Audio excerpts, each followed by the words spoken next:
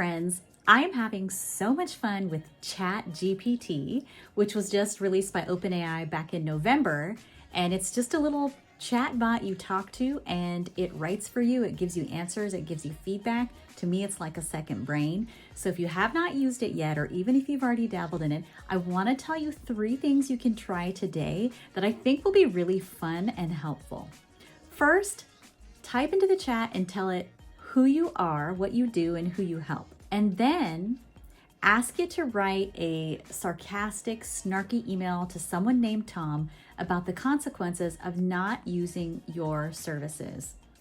Now, this is just for pure fun. It's like a creative disruption technique. You're not going to actually use this, but it's really fun to watch it type out in a snarky, sarcastic tone. And hey, maybe you'll get some ideas. Okay, so that's kind of a warm up. That was step 1.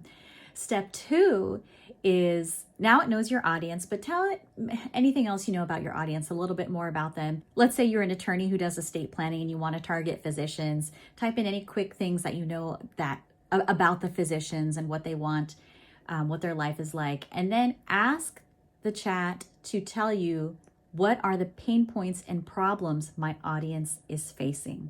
So tell it who you are, what you do, anything you know about your audience, and then ask it to tell you what are the pain points and problems your audience is facing. So I tried this out with a few different inputs. I had said, I am a coach and advocate for families with ADHD, and it gave me 8 different pain points that audience faces. That was step 2. Step 3, I want you to tell it to write a piece of content for each of those pain points.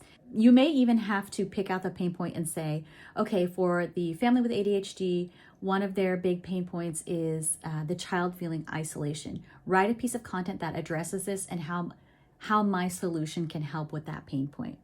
So you can go pain point by pain point and quickly have this machine create you content. So I have to say my problem initially with ChatGPT is that it sounds very pedestrian, dull, vague, like anyone could come up with this. But the more information you give it, the more direction you give it, you'll get a little different edge with the answers that it creates for you. I encourage you to test this out and see if the AI tells you anything you don't already know. And maybe a lot of this that it's spitting back at you are things that you already knew, but you haven't quite addressed yet specifically with your messaging.